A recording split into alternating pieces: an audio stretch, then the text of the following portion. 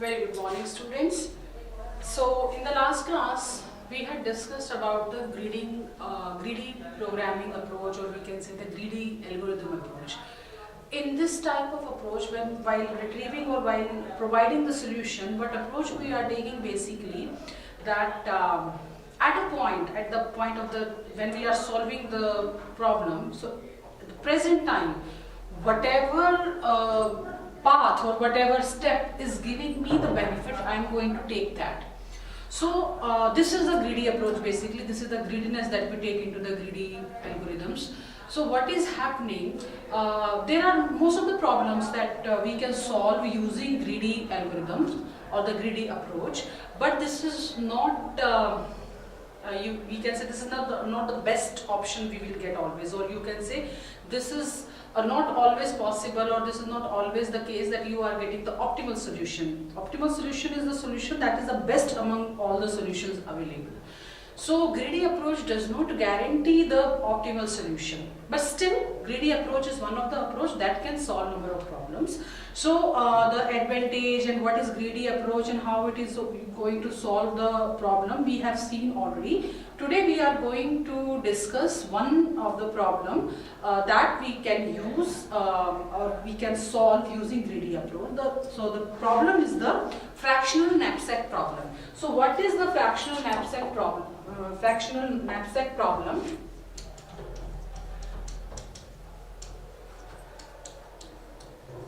So what will be given to us? Given a knapsack of capacity. Knapsack means a bag.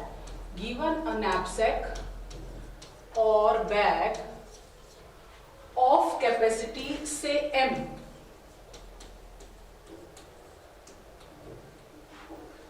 And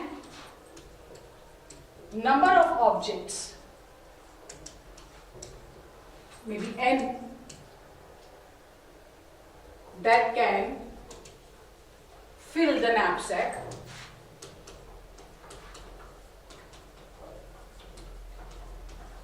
up to its maximum capacity.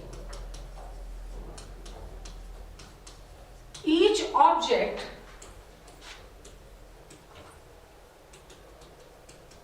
is associated with the weights and profits. So every object will be having the weights and profit. So suppose Wi, so it will be W1, W2, weights will be Wi. Similarly Pi, so it will be P1, P2 up to like this. So we have the profits and weights of the object and we have the capacity of the bag. So the task is to maximize the profit. We have to fill the item in such a way to the knapsack that those items that are filling or those are going into the knapsack, we will get the maximum profit.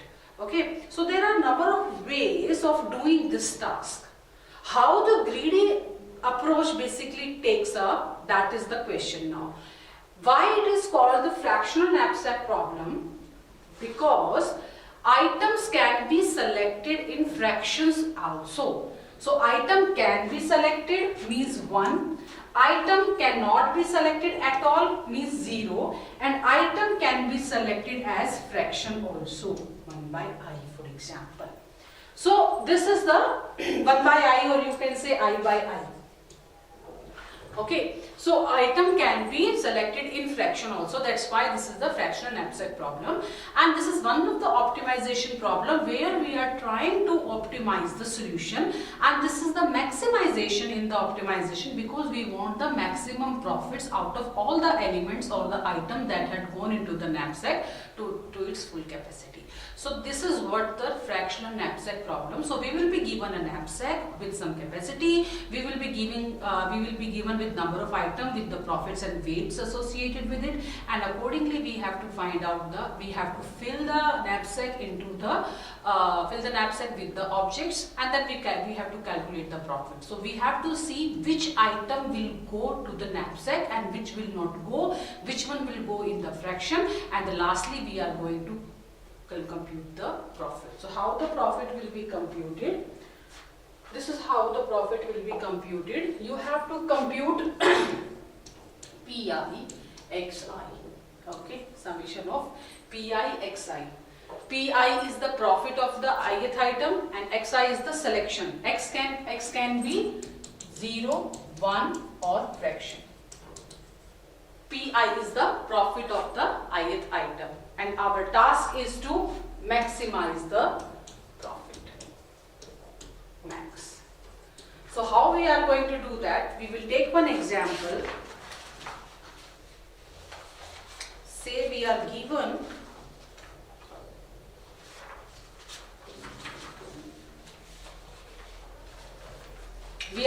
with the 7 objects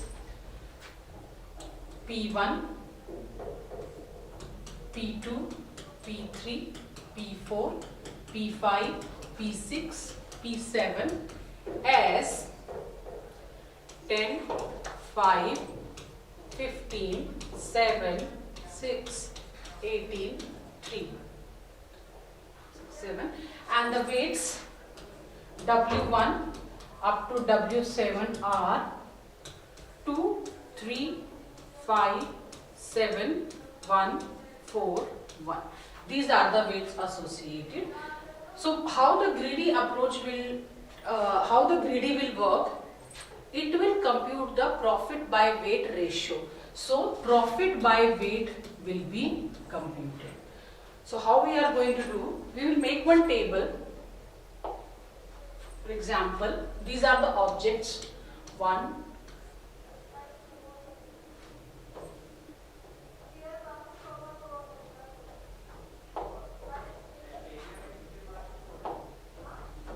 1, 2, 3, 4, 5, 6, 7. Then I have the profits. Profits are 10, 5, 15, 7, 6, 18, 3.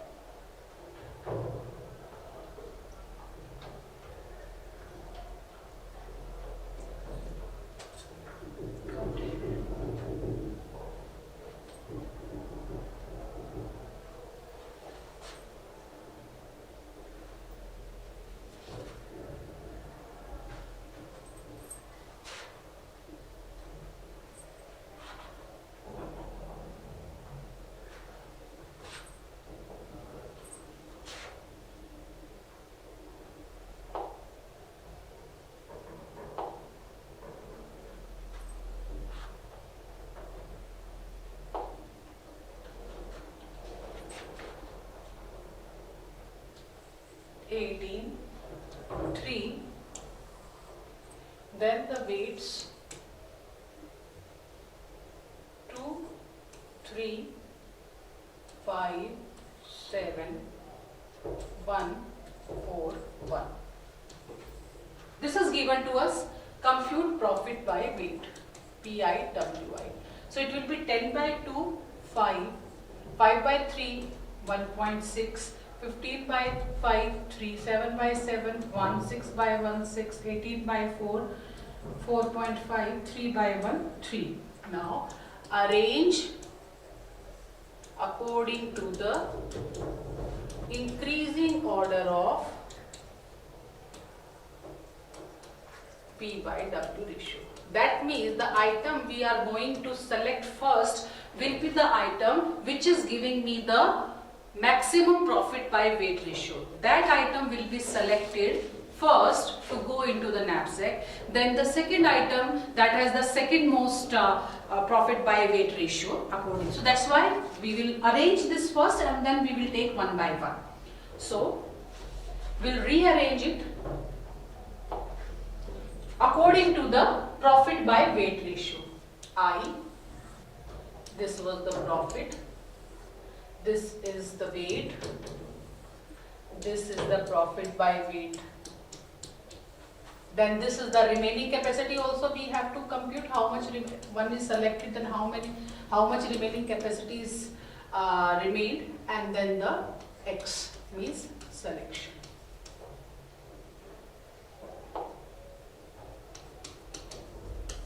Okay. So if you see from the table, we have the maximum profit by weight ratio as 6. That means the fifth object. So according to the table, then the fifth, then the next is 1, then next is 4.5, that will be 6, like that we are going to arrange. So it will be arranged like this. This is 5, this is 1, 6, 3, 7, 2 and 4. Profits corresponding to these objects. Object number 5 profit is 6, 10, 18, 15, 3, 5, 7, then 1, 2, 4, 5, 1, 3, 7. What was the profit by weight ratio? 6, 5, 4.5, 3, 1.66 or 1.6, then 1. Okay. Now that means the first item to go into the knapsack is the item number 5 with the profit 6 and the weight 1. So weight is 1, so it can go completely. The capacity given is M is equal to 15. The capacity of the knapsack is 15. So if the first item is going entirely, that means selection is 1, and the remaining capacity will be 15 minus, what is the weight? 14. 15 minus 1.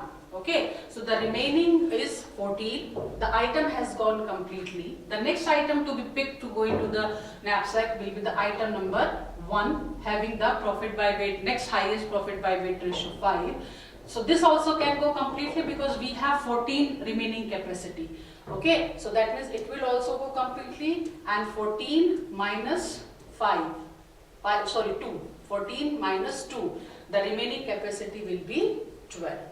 Okay, the next is the profit by weight ratio 4.5. That means this item will go. We have the capacity 12 and the weight is 4. So entirely this also can be selected. So 12 minus 4, it is 18. Remaining capacity is 18. Next is 3. So that means, and here we have the weight 5. So it can go, right? Because we have the remaining capacity 8. So the remaining capacity will be 3. And it will go completely. The next, again, profit by weight ratio is 3. The weight of the item is 1. We have the capacity of the 3 still in the knapsack. So that means it can also go entirely. So 3 minus 1 is equal to 2. So we have the remaining capacity now 2. And the next item to be going into the knapsack with the profit by weight ratio 1.6. But the item has the weight 3. And we have the remaining capacity of the bag only 2. That means this item cannot go entirely. This item having the weight 3 cannot go entirely. How much it can go? It can go 2 by 3. Okay, so that's why when it will be going as 2 by 3, so the knapsack capacity will become 0. And how much it is going? It is going 2 by 3.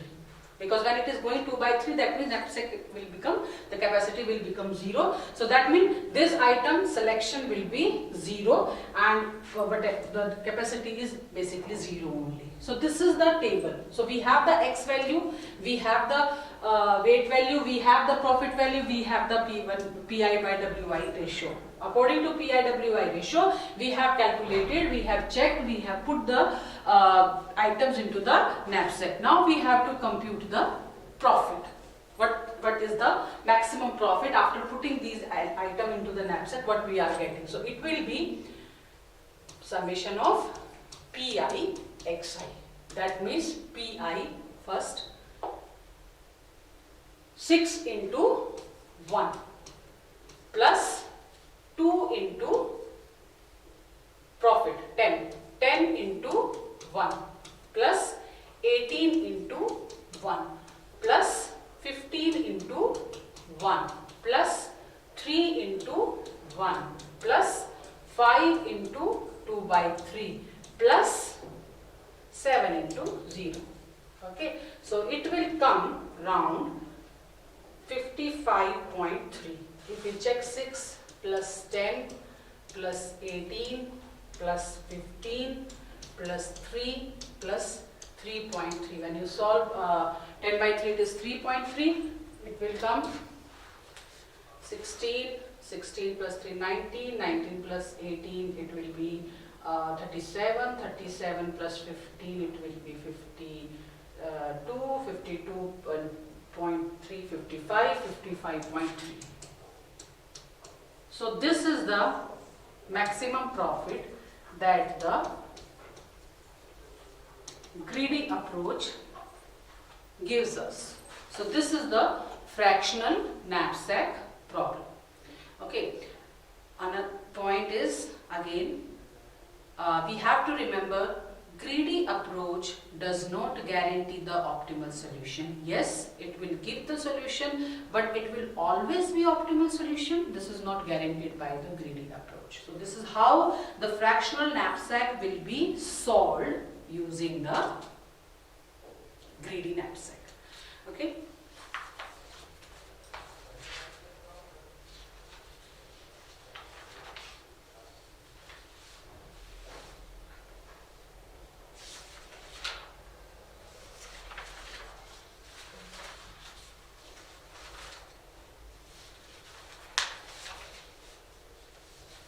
Next is the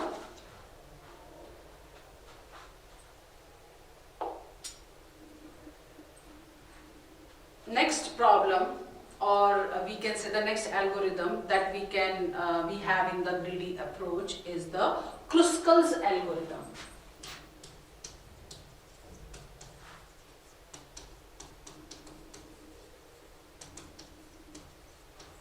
So what the Kruskal algorithm gives, it gives the minimum spanning tree, minimum cost spanning tree.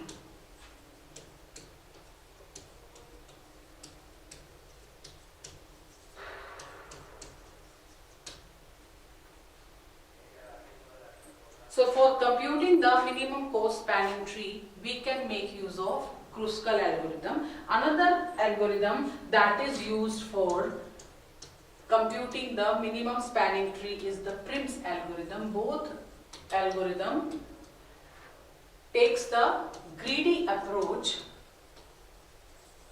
to find the solution, and this is the minimization problem, as we are focusing on the minimizing the cost.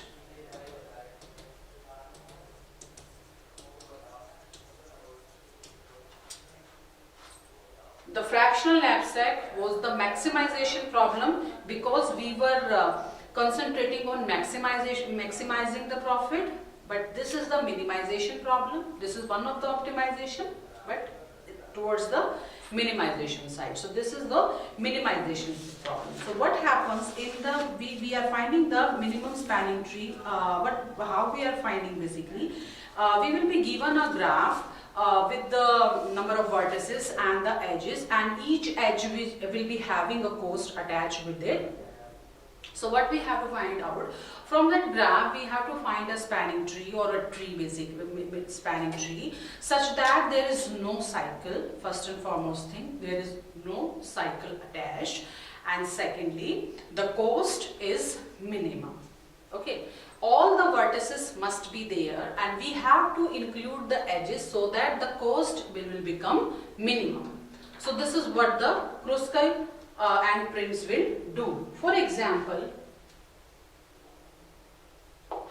we are given a graph, suppose 1, 2, 3, 4, 5. Okay, so we have the edges, for example,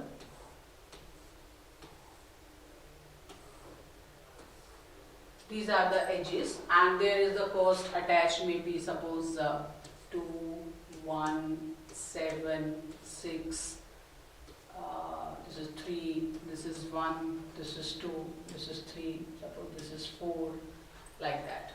So this is one of the graph. We have number of vertices, number of edges. Each edge has one cost attached. That is basically the distance of this vertex to that vertex. So basically the distance between vertex 1 and 2 is 1, 1 and 3 is 2, like that. We are going to read that. So now we have to find the spanning tree. So the spanning tree will be having all the vertices. Those are there in the graph, all the vertices, but the edges will be included like that because we are going to with the minimum. So we have to find accordingly the minimum cost, the spanning tree that is giving the minimum cost, that will be considered as the minimum cost spanning tree. How we are going to do, how the Kruskal works. So Kruskal will work basically, it will check all the edges in the graph. So which is the minimum edge? So if we see this edge, the minimum edge is this one, 3 to 4 or 1 to 2. Anyone we can pick. There is no way, or there is no harm if we choose one and if we leave the another one, because there might be another spanning tree also. So we can take any one of the edge as minimum if we have more than one edge as minimum edge. So I am having here 1 and 1, 2, 1, the minimum edge is 1, having the cost as 1 minimum, and I have 2 edges. So for example, I am picking 3 and 4, or suppose I am picking 1 and 2. So the vertex will be automatically, you can say it is basically how it is working Kruskal. By picking the minimum edge every time, it is attaching the vertices. Okay, so this is 1 to 2. Next minimum is, if we see this, next minimum is 2. Okay, so next minimum is 2.